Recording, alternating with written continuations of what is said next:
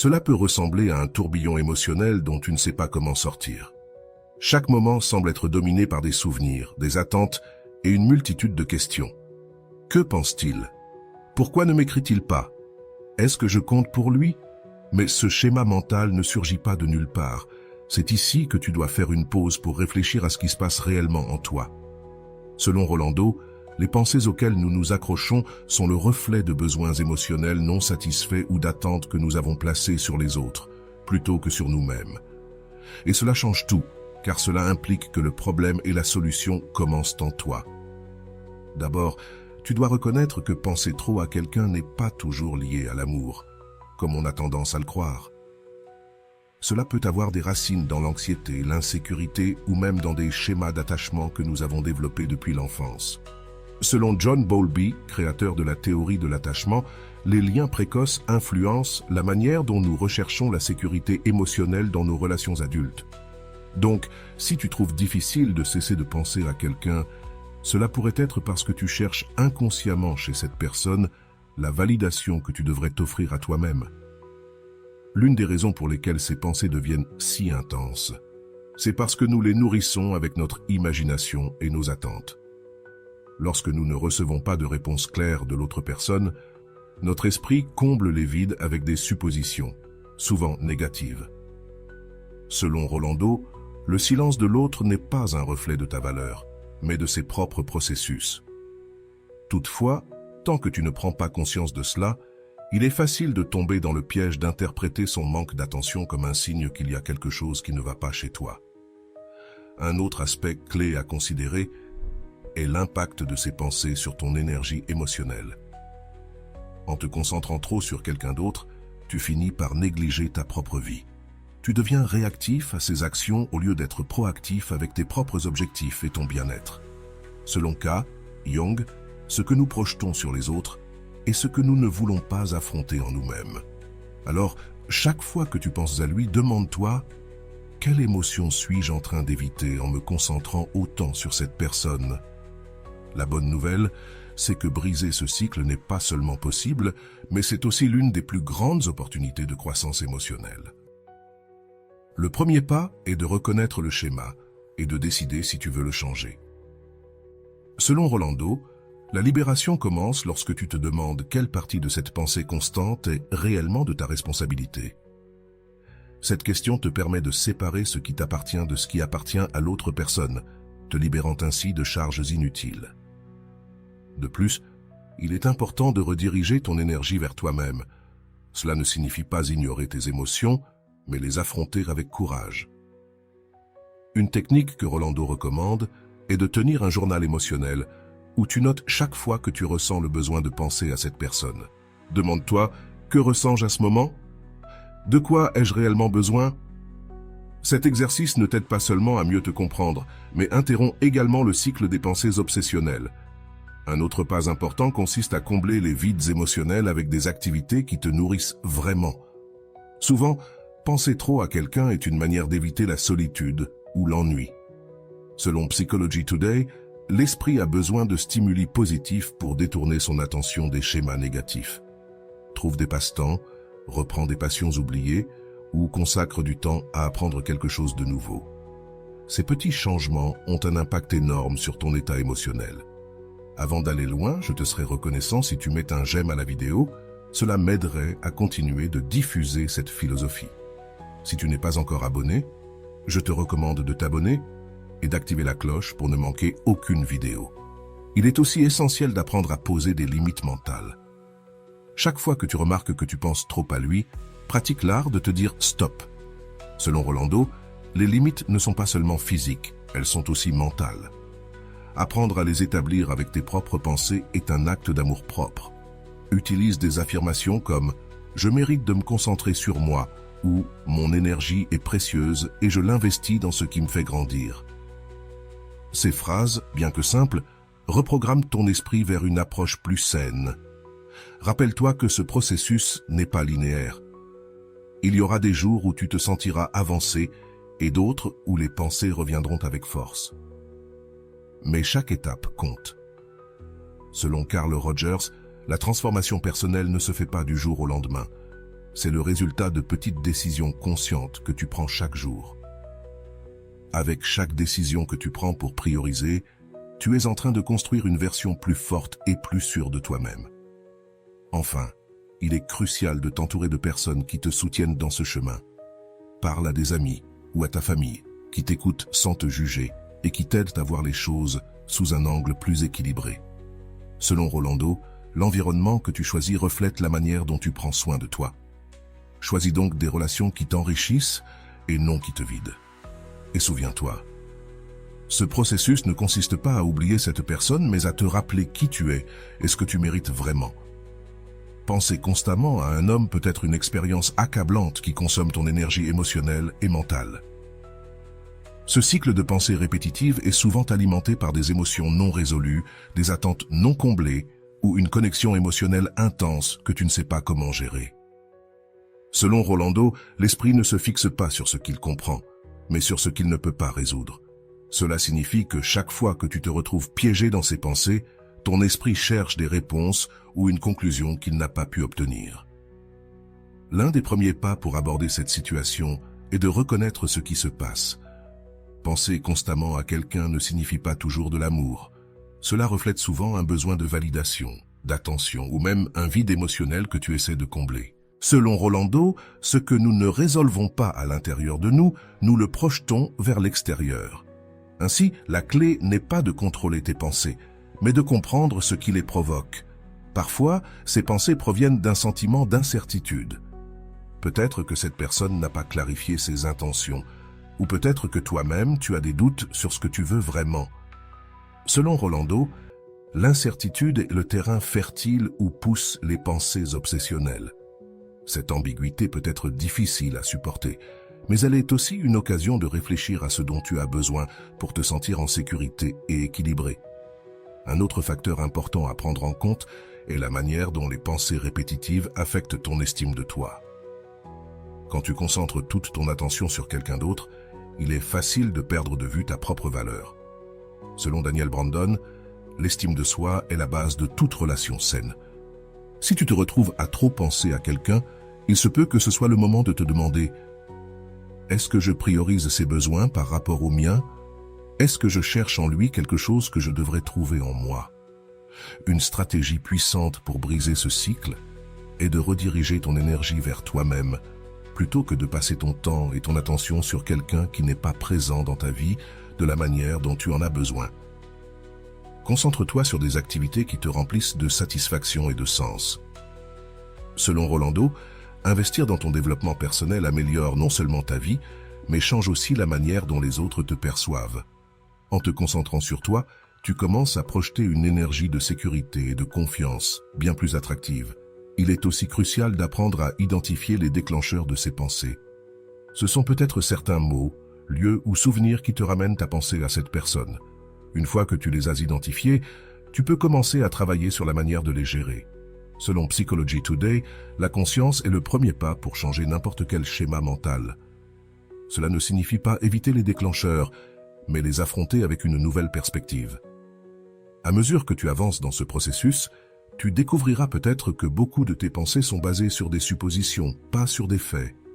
Peut-être que tu interprètes son silence comme du désintérêt ou son manque de contact comme un signe de rejet. Selon Rolando, l'interprétation erronée des actions des autres est l'une des principales sources de souffrance émotionnelle. Demande-toi, quelle preuve réelle ai-je pour soutenir ces pensées ? Tu te rendras souvent compte que tu crées des histoires dans ton esprit qui ne reflètent pas la réalité. La pratique de la gratitude peut aussi être un outil précieux. Quand tu te concentres sur ce que tu as plutôt que sur ce qu'il te manque, tu commences à changer de perspective. Selon une étude publiée dans la Harvard Business Review, la gratitude active des zones du cerveau liées au bonheur et à la satisfaction. Chaque fois que tu te retrouves à penser à cette personne, prends un moment pour réfléchir à quelque chose pour lequel tu es reconnaissant dans ta propre vie. Un autre aspect important est de comprendre que les pensées obsessionnelles ne se résolvent pas en luttant contre elles. Selon Carl Rogers, ce que tu résistes persiste. Au lieu d'essayer de bloquer ces pensées, permets-toi de les ressentir, puis redirige ton attention vers quelque chose qui te fait du bien. Cela réduit non seulement leur intensité, mais t'enseigne aussi à mieux gérer tes émotions. La patience avec toi-même est essentielle pendant ce processus. Changer un schéma mental ne se fait pas en un jour, et il est probable que tu auras des jours où tu te sentiras à nouveau piégé. Selon Rolando, la transformation personnelle n'est pas linéaire, mais chaque petit progrès est une victoire. Célèbre tes réussites, aussi petites soient-elles, et rappelle-toi que chaque pas compte. Enfin, entoure-toi d'un environnement qui te soutient dans ce chemin. Parle à des amis ou à ta famille qui peuvent t'offrir une perspective équilibrée et t'aider à rester concentré sur toi-même. Selon Psychology Today, un système de soutien solide est essentiel pour surmonter ce genre de situation. Un soutien solide peut faire la différence entre se sentir piégé et trouver une issue. Ce processus ne consiste pas seulement à arrêter de penser à quelqu'un, mais à redécouvrir ta propre valeur et à construire une vie qui reflète qui tu es vraiment. Lorsque tu réussiras cela, tu te rendras compte que tu n'as plus besoin que quelqu'un d'autre comble les vides, car toi-même tu seras devenu ta plus grande source de force et de satisfaction. Partage ton inspiration dans les commentaires. Ma paix n'est pas à vendre. Il est naturel que, lorsque tu penses constamment à quelqu'un, ton esprit cherche des réponses pour justifier cette focalisation. Souvent, cela se produit parce qu'il y a des émotions ou des besoins non résolus qui demandent de l'attention. Selon Rolando, les pensées qui persistent ne sont pas seulement des idées isolées. Elles sont la manière dont ton esprit te demande de faire face à ce que tu ressens réellement. Dans ce cas, cette personne peut être devenue un symbole de quelque chose de plus profond, une connexion émotionnelle, un désir non réciproque ou même une insécurité que tu n'as pas encore entièrement identifiée. Une erreur commune que l'on fait souvent est de croire que penser à quelqu'un de manière répétée signifie nécessairement de l'amour. Cependant, la réalité peut être différente. Bien souvent, ces pensées sont davantage liées à l'incertitude ou au manque de clarté dans une relation qu'à un véritable sentiment romantique. Le cerveau humain cherche des modèles et une clôture émotionnelle lorsque quelque chose reste inachevé. L'esprit a tendance à rester piégé. C'est pourquoi il est crucial de te poser la question: que veux-tu vraiment de cette personne et pourquoi t'y concentres-tu autant? L'ambiguïté émotionnelle peut être l'un des facteurs les plus importants derrière ces pensées persistantes. Lorsque tu n'as pas de clarté sur la place que tu occupes dans la vie de quelqu'un, ton esprit a tendance à remplir ces vides avec des hypothèses, souvent négatives. Selon Rolando, le manque de communication n'affecte pas seulement la relation avec l'autre, mais aussi ta relation avec toi-même, en alimentant le doute et l'insécurité. Au lieu de supposer, cherche des moyens d'obtenir de la clarté, que ce soit en communiquant directement ou en réfléchissant à tes attentes. Dans de nombreux cas, les pensées obsessionnelles sont une manière d'éviter de faire face à d'autres domaines de ta vie. Peut-être qu'il y a des aspects de ton travail, de ta santé ou de tes relations familiales que tu mets de côté, et te concentrer sur cette personne devient une distraction. Selon Kohn, lorsque nous n'affrontons pas nos ombres intérieures, nous les projetons sur les autres. C'est un moment parfait pour te demander: qu'est-ce que j'évite en pensant autant à cette personne? L'impact de ces pensées sur ton estime de toi est un autre aspect que tu ne peux ignorer. Lorsque tu concentres toute ton énergie sur quelqu'un d'autre, tu risques de négliger ta propre valeur et tes propres besoins. Selon Rolando, chercher constamment chez les autres ce que tu devrais trouver en toi-même est l'un des moyens les plus rapides de te perdre. Cela ne signifie pas que tu dois ignorer tes sentiments, mais que tu dois les équilibrer avec une approche plus consciente de toi-même. Un pas pratique pour commencer à briser ce cycle est d'identifier les modèles dans tes pensées. À quel moment de la journée as-tu tendance à penser le plus à cette personne? Qu'est-ce qui déclenche ces pensées? Selon Psychology Today, reconnaître les modèles mentaux te permet de prendre des mesures spécifiques pour les changer. Peut-être que tu découvriras que ces pensées sont plus intenses lorsque tu es seul ou lorsque tu consultes les réseaux sociaux. En identifiant ces moments, tu pourras te préparer à les gérer de manière plus efficace. Un autre exercice puissant est de rediriger ton énergie vers quelque chose qui te passionne. Beaucoup de fois, penser à quelqu'un devient une habitude parce que ton esprit n'a nulle part ailleurs où se concentrer. Selon Rolando, remplir ta vie d'activités qui t'inspirent et te défient est la meilleure manière de remplacer les pensées qui te consomment. Cela pourrait être aussi simple que d'apprendre quelque chose de nouveau ou de consacrer du temps à un projet que tu as toujours voulu démarrer. Il est également important d'apprendre à accepter l'incertitude. Bien souvent, les pensées persistantes surgissent parce que nous voulons des réponses immédiates ou une garantie sur l'avenir. Cependant, la vie offre rarement cette certitude. Selon Carl Rogers, la véritable liberté émotionnelle provient d'accepter que nous ne saurons pas toujours ce qui vient après. Pratique la patience envers toi-même et souviens-toi que tu n'as pas besoin de tout résoudre immédiatement. À mesure que tu travailles sur toi-même, tu remarqueras également que tu commences à poser des limites plus claires, tant avec les autres qu'avec toi-même. Chaque fois que tu te surprends à penser trop à cette personne, fais une pause et demande-toi « Est-ce que cela m'aide ou est-ce que cela me freine ?» Selon Rolando, apprendre à dire non à tes propres pensées est un acte d'amour propre. Cette habitude ne réduira pas seulement l'intensité de ces pensées, mais renforcera aussi ta capacité à te concentrer sur ce qui compte vraiment. Enfin, rappelle-toi que ce processus est un chemin, pas une destination. Il y aura des jours où tu te sentiras que tu avances et d'autres où tu auras l'impression de reculer, mais chaque petit pas compte. La transformation ne se produit pas en grands sauts, mais dans de petites avancées qui s'ajoutent avec le temps. Permets-toi d'être humain, de faire des erreurs et d'apprendre à mesure que tu progresses, car au final, ce chemin ne consiste pas seulement à arrêter de penser à quelqu'un, mais à redécouvrir tout ce que tu es lorsque tu choisis enfin de te prioriser. Partage ton inspiration dans les commentaires. Ma paix n'est pas à vendre. Penser constamment à quelqu'un peut ressembler à un cycle sans fin qui semble difficile à briser. Cependant, la première chose que tu dois comprendre est que tu n'es pas piégé dans ce schéma. Tu as le pouvoir de le changer si tu choisis d'agir. Souvent, ces pensées surgissent parce que nous essayons de trouver un sens ou une conclusion dans quelque chose qui n'est pas clair.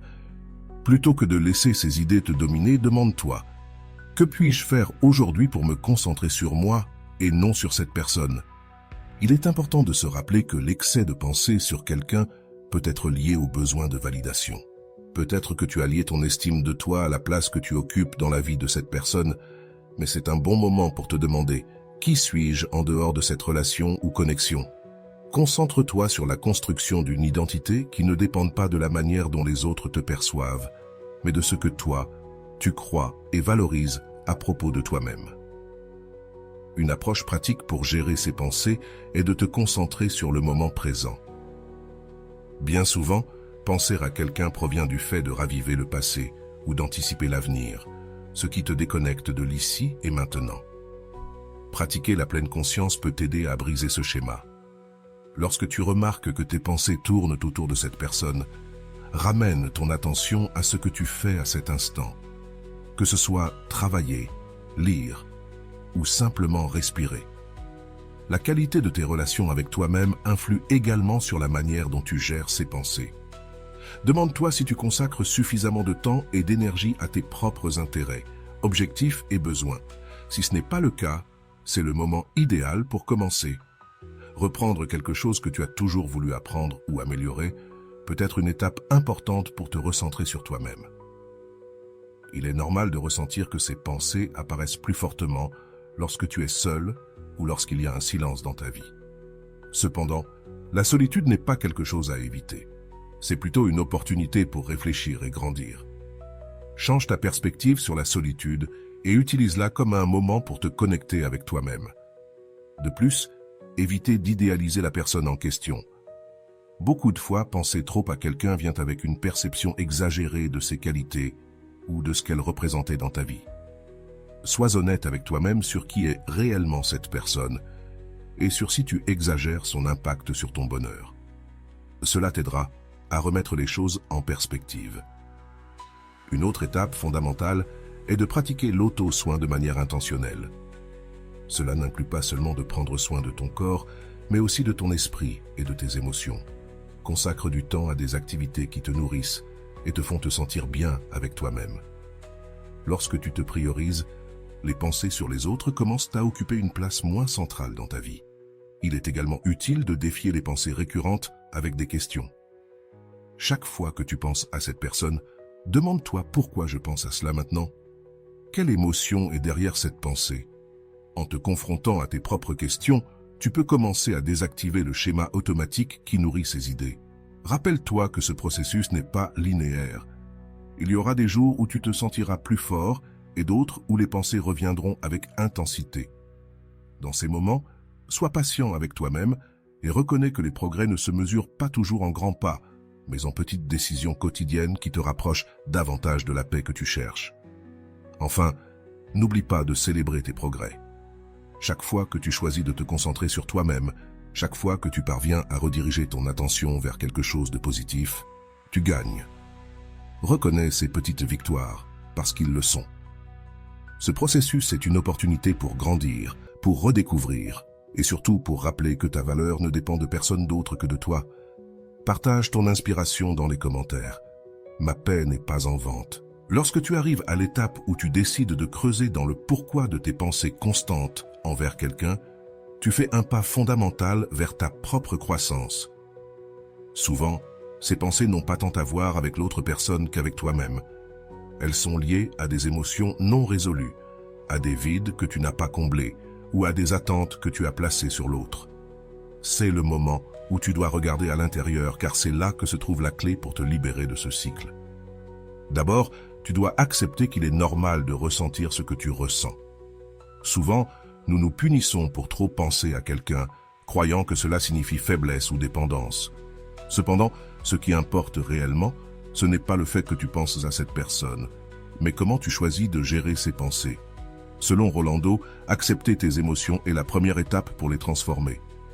Alors, arrête de lutter contre ce que tu ressens et commence à l'explorer. Une des raisons pour lesquelles ces pensées persistent est que tu cherches des réponses ou une clôture émotionnelle.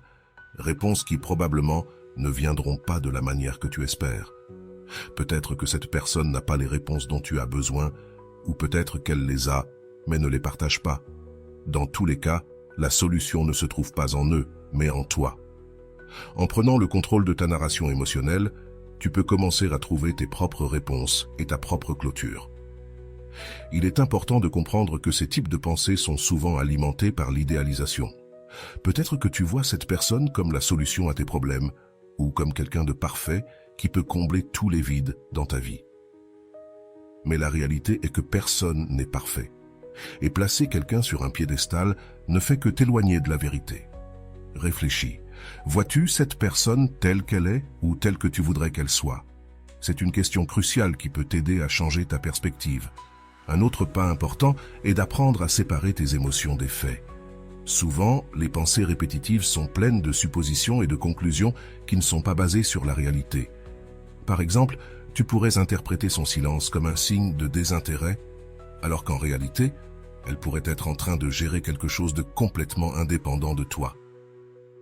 Remets en question tes propres conclusions et cherche des preuves avant de leur accorder trop d'importance. La patience avec toi-même est essentielle dans ce processus. Tu ne peux pas changer un schéma mental du jour au lendemain, et c'est normal que cela prenne du temps. L'important est que tu travailles dessus en faisant de petits pas chaque jour pour reprendre le contrôle de ton esprit et de tes émotions. Selon Rolando, les progrès ne sont pas toujours visibles, mais cela ne signifie pas qu'ils n'ont pas lieu. Fais confiance au processus et continue d'avancer.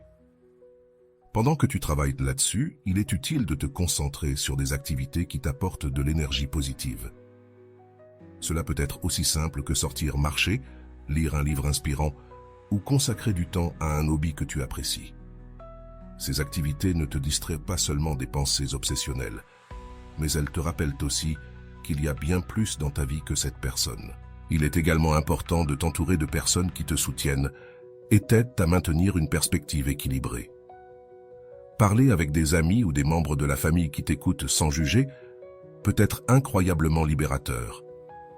Ils peuvent t'offrir une vision plus objective de la situation et te rappeler ta valeur quand tu l'oublies. À mesure que tu avances, tu commenceras à remarquer des changements subtils dans ta mentalité. Peut-être que les pensées sur cette personne continueront de surgir, mais elles n'auront plus le même pouvoir sur toi. À chaque fois que tu choisis de rediriger ton attention vers quelque chose de positif, tu renforces ta capacité à gérer tes émotions de manière saine. C'est un signe clair que tu récupères ton contrôle. Une stratégie utile pour gérer ses pensées est de pratiquer la gratitude. Plutôt que de te concentrer sur ce qui te manque, ou sur ce que tu souhaiterais que cette personne fasse, concentre-toi sur ce que tu as. Remercie pour les choses positives dans ta vie, aussi petites soient-elles. Ce changement de perspective peut transformer complètement ton état émotionnel et t'aider à voir les choses sous un angle plus positif. Enfin, souviens-toi que ce processus ne consiste pas à oublier cette personne, mais à te rappeler à toi-même. C'est un voyage vers la compréhension de soi, la valorisation de soi et la croissance personnelle. Et bien que cela puisse être difficile, c'est l'un des plus grands cadeaux que tu puisses te faire. Chaque pas que tu fais sur ce chemin te rapproche de la paix et de l'équilibre que tu mérites. Si la vidéo te plaît, écris dans les commentaires « Ma paix n'est pas en vente ». L'esprit a une capacité surprenante à s'accrocher à ce qu'il ne peut résoudre, et c'est pourquoi il est si courant que les pensées sur quelqu'un persistent, même quand nous ne le voulons pas. Ce que tu dois comprendre, c'est que tu n'es pas piégé dans ce cycle. Tu as le pouvoir de changer la narration à chaque fois que ton esprit revient à cette personne. Tu es face à une opportunité de creuser dans ce dont tu as vraiment besoin et de recentrer ton attention sur toi-même. Un pas important est de commencer à reconnaître les moments où ton esprit s'active avec ses pensées. C'est souvent à la fin de la journée, quand tu es seul, ou après avoir vu quelque chose qui te rappelle cette personne. Identifier ces schémas est essentiel, car cela te permet d'agir avant que les pensées ne te consument. Par exemple, si tu sais que ces moments de solitude sont les plus difficiles, cherche des activités qui te maintiennent occupé et connecté avec toi-même. Un autre exercice puissant est d'apprendre à remettre en question tes propres pensées. Chaque fois que tu te retrouves à penser à ce que cette personne pourrait être en train de faire ou ressentir, demande-toi, est-ce que cette pensée m'est utile en ce moment? Souvent, tu réalises que non. Et rien qu'en le reconnaissant, tu fais un pas vers la libération. Il est courant qu'en pensant à quelqu'un, nous idéalisons les interactions ou les moments partagés. Cependant, cela peut être trompeur car notre esprit a tendance à se souvenir du positif tout en minimisant les aspects négatifs. Réfléchis. Vois-tu l'image complète de la relation ou seulement les parties que tu souhaites te rappeler? Cette honnêteté envers toi-même est essentielle pour avancer. Parfois, ces pensées persistantes sont aussi liées à un sentiment de perte, pas nécessairement de la personne, mais de ce qu'elle représentait pour toi. Peut-être que cette personne symbolisait une étape de ta vie, un espoir, ou même une idée de toi-même que tu sens maintenant disparue. Reconnaître cela t'aide à séparer la personne des significations que tu lui as attribuées, te permettant ainsi de te concentrer sur ce que tu as vraiment besoin de guérir. Il est essentiel d'apprendre à établir des limites avec toi-même. Lorsque tu réalises que tu investis trop de temps et d'énergie mentale dans quelqu'un, fais une pause consciente. Tu peux te dire, je vais consacrer 5 minutes à y penser, puis rediriger mon attention. Ce type de limite ne t'aide pas seulement à mieux gérer tes pensées, mais il renforce aussi ta capacité à prioriser ton bien-être. Consacrer du temps à explorer tes propres intérêts est une manière efficace de changer de perspective. Peut-être qu'il y a quelque chose que tu as toujours voulu apprendre ou faire, mais que tu as repoussé. Maintenant, c'est le moment de prioriser ces activités. En le faisant, tu remplis ton temps de manière productive et tu reconstruis une identité qui ne dépend de personne d'autre. Le soin de soi joue également un rôle crucial dans ce processus. Consacre du temps à prendre soin de ton corps et de ton esprit.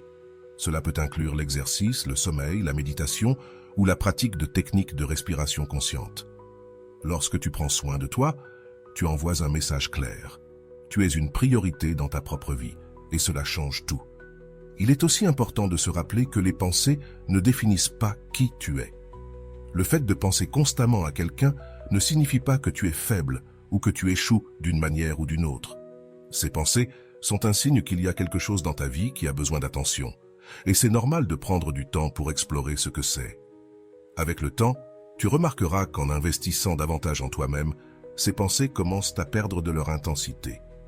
Ce n'est pas qu'elles disparaissent magiquement, mais elles cessent d'avoir le contrôle sur tes émotions et tes actions.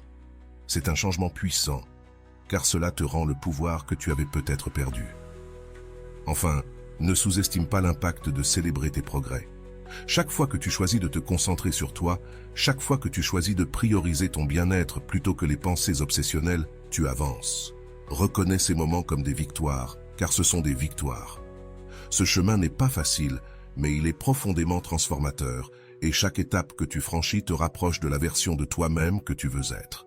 Partage ton inspiration dans les commentaires, ma paix n'est pas en vente. Penser constamment à quelqu'un peut sembler une lourde charge, mais c'est aussi une opportunité pour approfondir ton autoconnaissance. Au lieu de te punir pour ces pensées, essaie de les voir comme un signe qu'il y a quelque chose en toi qui a besoin d'attention. Peut-être une émotion non exprimée, une peur non affrontée, ou même un désir que tu n'as pas encore complètement reconnu. Faire face à ces pensées observées avec curiosité, plutôt qu'avec jugement, peuvent changer complètement ta perspective. Lorsque tu te trouves pris dans ce cycle, prends un moment pour respirer et revenir au présent. Souvent, nos pensées nous ramènent au passé, ravivant des moments que nous ne pouvons plus changer, ou au futur, anticipant des scénarios qui peut-être ne se réaliseront jamais. Pratiquer la pleine conscience, en te concentrant sur ce qui se passe ici et maintenant, peut être un outil puissant pour rompre ce schéma et revenir à un état de calme. Il est aussi essentiel de créer un environnement qui t'inspire et te soutienne durant ce processus. Entoure-toi de personnes qui te soutiennent et t'aident à voir ta propre valeur, surtout lorsque tu te sens vulnérable. Cela peut faire une grande différence. Ces connexions positives agissent comme des rappels que tu n'es pas seul et que ton bien-être est important. Dans ce cheminement, la patience envers toi-même est essentielle. Il y aura des jours où tu te sentiras avancer, et d'autres où il semblera que tu recules, mais chaque petit pas compte. Même les jours difficiles sont des opportunités pour apprendre quelque chose de nouveau sur toi-même et renforcer ta résilience émotionnelle. Réfléchis aussi à ce que tu apprends de cette expérience. Parfois, les situations les plus difficiles sont celles qui nous enseignent les leçons les plus précieuses. Demande-toi, que puis-je tirer de cela ? Quels aspects de moi-même suis-je en train de découvrir que je n'avais pas remarqué auparavant ? Ces questions ne t'aident pas seulement à donner un sens à l'expérience, elles te permettent aussi de grandir. Souviens-toi que c'est bien de demander de l'aide si tu sens que ces pensées affectent ton bien-être. Parler avec un thérapeute ou un mentor peut te fournir des outils supplémentaires pour gérer tes émotions et clarifier ton esprit. Chercher du soutien n'est pas un signe de faiblesse, mais de force et de détermination pour améliorer ta vie. En outre, commence à visualiser la vie que tu veux pour toi, indépendamment de cette personne. Fais une liste de tes objectifs, rêves et aspirations. Réfléchis à ce que tu dois faire pour construire cette vie et commence à prendre des mesures pour y parvenir. Cette approche t'aide à reprendre le contrôle et à diriger ton énergie vers quelque chose de positif. Chaque fois que tu choisis de te concentrer sur toi-même, plutôt que de laisser ces pensées te consumer, tu envoies un message clair. Tu mérites ta propre attention et ton propre soin. Ce changement de mentalité ne transforme pas seulement la façon dont tu te sens, il transforme aussi la manière dont tu te connectes avec les autres. Tu te positionnes comme une personne forte, consciente et concentrée. Enfin, célèbre tes progrès, aussi petits soient-ils. Chaque jour où tu choisis de prioriser et chaque fois que tu réussis à rediriger ton attention, tu renforces ta confiance en toi et tu construis une relation plus saine avec toi-même. Ce processus n'est pas seulement une question de cesser de penser à quelqu'un, c'est aussi découvrir combien tu peux grandir lorsque tu choisis de te prioriser. Ce chemin est un investissement en toi. Et bien que cela puisse sembler difficile au début, avec le temps, tu te rendras compte que tout l'effort en vaut la peine. Car à la fin, il ne s'agit pas de cesser de penser à quelqu'un d'autre, mais de te rappeler que tu es suffisant et que tu mérites une vie pleine de paix, de sens et d'authenticité. Clara avait toujours été une personne réfléchie, avec une tendance naturelle à analyser chaque détail de ses relations. Dans son cercle d'amis, elle était connue comme la conseillère, celle qui avait toujours un conseil à donner et une perspective claire sur les problèmes des autres. Cependant, lorsqu'il s'agissait de ses propres sentiments, les choses se compliquaient. Il y avait quelqu'un qui occupait son esprit d'une manière qu'elle ne comprenait pas. Alejandro, un collègue qu'elle avait rencontré quelques mois plus tôt dans un projet professionnel. Dès le début, Alejandro lui avait paru fascinant. Il avait cette combinaison de charisme et de profondeur difficile à ignorer. Chaque conversation avec lui semblait significative, comme s'il parvenait à se connecter au-delà du superficiel. Clara ne pouvait s'empêcher de se sentir attirée par sa façon de penser, son sens de l'humour et surtout sa capacité à écouter sans juger. Mais il y avait un problème. Alejandro semblait toujours être à moitié là, comme s'il n'ouvrait pas complètement son cœur. Au fil du temps, Clara commença à remarquer qu'elle pensait à lui beaucoup plus qu'à toute autre personne. Peu importe combien elle était occupée, son esprit trouvait toujours un moyen de revenir à Alejandro. Au début, elle justifiait cela en pensant que c'était à cause de leur travail ensemble. Mais elle se rendit vite compte qu'il y avait autre chose. Ses pensées n'étaient pas seulement fréquentes, elles étaient aussi accompagnées de questions. Que faisait-il? Pensait-il à elle de la même manière? Il y avait quelque chose qu'elle ne voyait pas. Un après-midi, après une longue journée au bureau, Clara décida de sortir se promener pour clarifier ses pensées. En marchant dans le parc près de chez elle, elle se rappela quelque chose qu'elle avait lu dans un livre de développement personnel. Les pensées récurrentes sont l'esprit qui essaie de résoudre un conflit intérieur. Ces mots résonnèrent en elle. Peut-être que son obsession pour Alejandro n'était pas tant liée à lui, mais à quelque chose en elle-même. Dès ce moment, Clara décida d'observer ses pensées de manière plus attentive. Chaque fois que Alejandro apparaissait dans son esprit, elle se demandait « Que ressens-je réellement ? Est-ce de l'admiration, de l'intérêt romantique ou autre chose ?» Cet exercice, bien que inconfortable au début, commença à lui fournir des indices sur ce qui se passait réellement en elle. Elle découvrit que, au-delà de son attirance pour Alejandro, il y avait un besoin de validation qu'elle n'avait pas reconnu auparavant. Elle se rendit compte qu'elle avait projeté sur lui une image de perfection qui peut-être ne correspondait pas à la réalité. Ce que Clara ne savait pas, c'est que Alejandro pensait aussi à elle, mais à la différence de Clara, il gardait ses sentiments sous contrôle. Alejandro appréciait profondément Clara en tant que collègue et personne, mais il luttait contre ses propres peurs et insécurités. Il avait vécu des expériences dans le passé qui le rendaient hésitant à s'ouvrir émotionnellement. Bien qu'il ressentît une connexion spéciale avec Clara, il ne savait pas s'il était prêt à faire le prochain pas. Pendant ce temps, Clara décide d'agir. Elle commença à consacrer plus de temps à ses propres intérêts et loisirs, reprenant le yoga, une activité qu'elle avait toujours appréciée mais qu'elle avait mise de côté par manque de temps. Elle commença également à écrire dans un journal, y notant ses pensées et émotions sans filtre.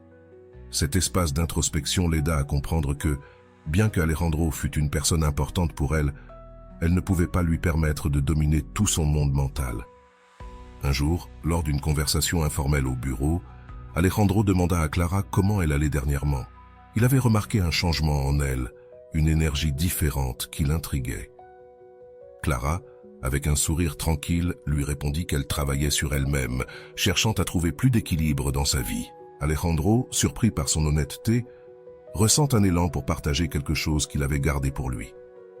Il lui dit qu'il admirait sa capacité à réfléchir et à grandir, et que cela l'inspirait profondément. Cette conversation marqua un tournant pour eux deux.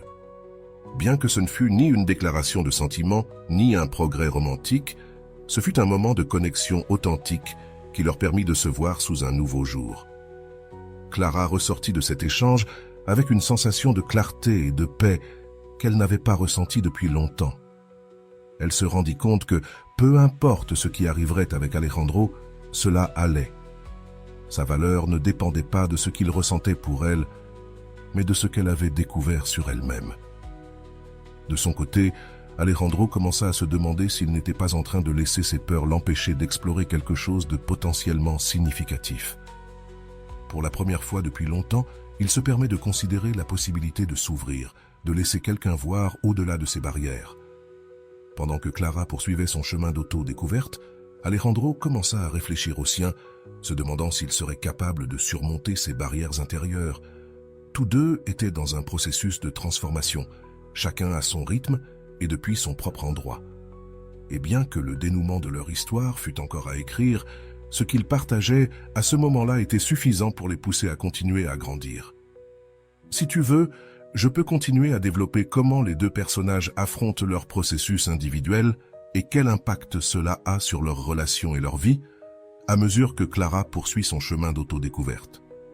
Elle commença à remarquer quelque chose d'intéressant. Ses pensées sur Alejandro continuèrent d'apparaître, mais elles n'avaient plus la même charge émotionnelle. Elle avait appris à observer ses pensées sans les laisser la contrôler, comme si elles n'étaient que des nuages passant dans le ciel de son esprit. Au lieu de s'obséder sur ce qu'elles signifiaient, elle les utilisait comme une occasion de se demander « De quoi ai-je besoin en ce moment ?» La question est devenue sa boussole émotionnelle. D'un autre côté, Alejandro, bien qu'il soit plus réservé, traversait aussi un processus intérieur. Les paroles de Clara durant cette conversation avaient laissé une empreinte en lui. La manière dont elle parlait de son propre développement personnel l'amena à réfléchir sur sa vie. Il commença à réaliser qu'il avait évité ses propres émotions, craignant d'affronter les blessures du passé. Cette prise de conscience le poussa à chercher des moyens de guérir, depuis la lecture sur le développement personnel, jusqu'à envisager la possibilité de parler à un thérapeute. Un jour, alors que Clara était assise dans son café préféré, écrivant dans son journal, elle reçut un message inattendu de la part de Alejandro. Il était court mais significatif. « Tu voudrais sortir marcher un jour ? Je pense qu'on a beaucoup de choses à se dire. » Clara, bien que surprise, ressentit une calme intérieure qu'elle n'avait jamais connue auparavant. Au lieu de se réjouir de manière démesurée ou de s'inquiéter de ce que cela pourrait signifier, elle répondit simplement « Bien sûr, fais-moi savoir quand cela t'arrange. » Lorsqu'ils se rencontrent finalement, la conversation s'engage naturellement. Alejandro, bien que nerveux, décida de s'ouvrir plus qu'il ne l'avait fait avec quiconque depuis longtemps. Il lui parla de ses peurs, de ses doutes et de la manière dont il admirait la façon dont elle avait pris le contrôle de sa vie. Clara, pour sa part, écouta attentivement, sans juger ni tenter de combler les silences. Ce fut un échange sincère qui leur permit de se voir sous un jour plus authentique. À partir de ce jour-là, leur relation commença à se transformer. Ce n'était plus un lien basé sur des attentes non dites ou des projections, mais sur une véritable connexion, honnête.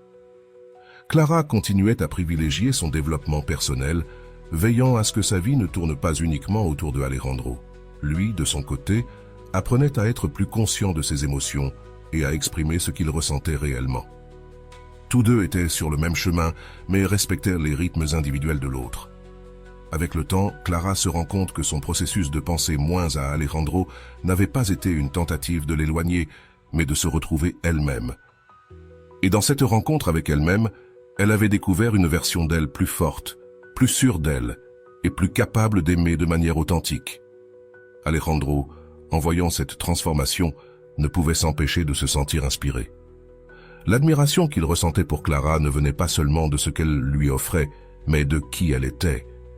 Cependant, la vie ne suit pas toujours un chemin linéaire, et il le savait. Il y eut des moments de doute, des conversations difficiles et des situations où leurs anciennes peurs tentèrent de refaire surface. Mais chaque fois que cela se produisait, ils se souvenaient de ce qu'ils avaient appris, que le respect mutuel et l'honnêteté étaient la base de toute relation solide. Au lieu de cacher leurs émotions, ils les partageaient. Au lieu de fuir les défis, ils les affrontaient ensemble.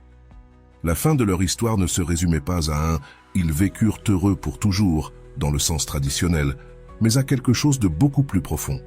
Chacun avait trouvé chez l'autre non seulement un compagnon, mais un miroir qui reflétait leurs propres forces et zones de croissance. Clara savait que sa vie serait épanouie avec ou sans Alejandro, et cette certitude rendait leur lien si spécial. Alejandro, de son côté, avait découvert que s'ouvrir n'était pas une faiblesse, mais un acte de courage qui lui permettait de construire quelque chose de réel. Un après-midi ensoleillé, alors qu'ils se promenaient ensemble dans le parc où Clara avait l'habitude de réfléchir, Alejandro lui prit la main et lui dit « Merci d'être toi, de m'avoir montré que je n'ai pas besoin d'avoir toutes les réponses pour grandir et que le vrai changement commence quand on décide de se confronter à soi-même. » Clara sourit avec la même calme qu'elle avait cultivée tout au long de son processus et répondit « Et merci à toi de m'avoir rappelé que les connexions authentiques n'ont pas besoin d'être parfaites, juste sincères. » Ce jour-là, bien qu'aucun d'eux ne sache exactement ce que l'avenir leur réservait, ils étaient en paix avec le présent. Et à ce moment-là, ils comprirent que leur histoire, plus que d'être à propos de l'autre, était à propos d'eux-mêmes, du pouvoir de se transformer, de grandir et de construire quelque chose qui naît de l'intérieur. L'histoire de Clara et Alejandro est un reflet de la manière dont les relations, même dans leur complexité, peuvent être une porte vers l'autoconnaissance et la transformation personnelle. D'un point de vue psychologique, nous pouvons observer que les deux personnages ont affronté des processus qui allaient au-delà de la relation qu'ils partageaient. Clara découvrit que ses pensées persistantes n'étaient pas vraiment à propos d'Alejandro, mais des insécurités et besoins émotionnels qu'elle devait résoudre en elle-même.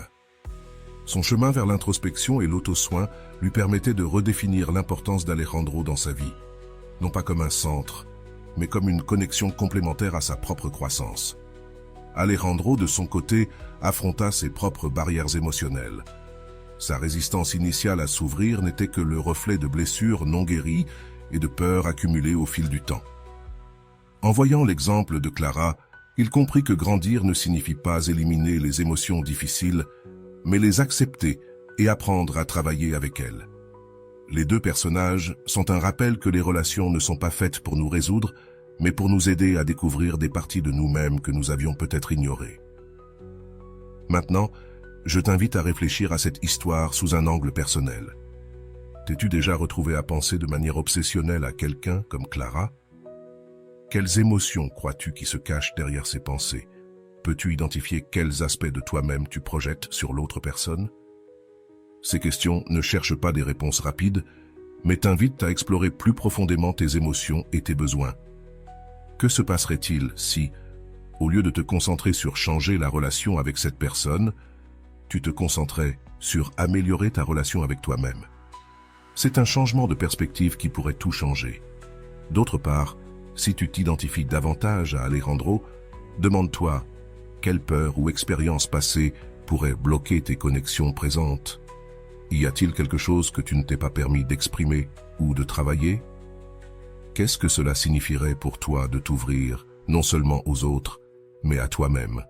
Souviens-toi que la croissance n'est pas une destination finale, mais un processus continu. Quel petit pas pourrais-tu faire aujourd'hui pour commencer ce chemin? Nous voulons savoir ce que toi tu en penses.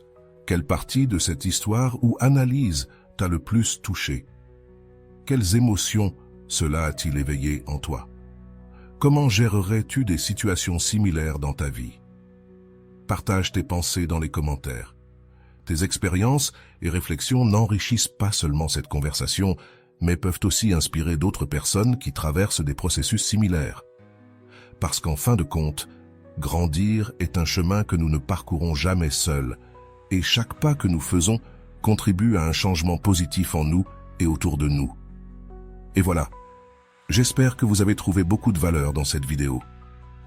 Merci d'être resté jusqu'à la fin de cette vidéo. J'adore quand vous faites ça. Si vous voulez une autre vidéo sur ce sujet, écrivez en commentaire « J'en veux encore plus ». J'espère vous revoir dans une autre vidéo.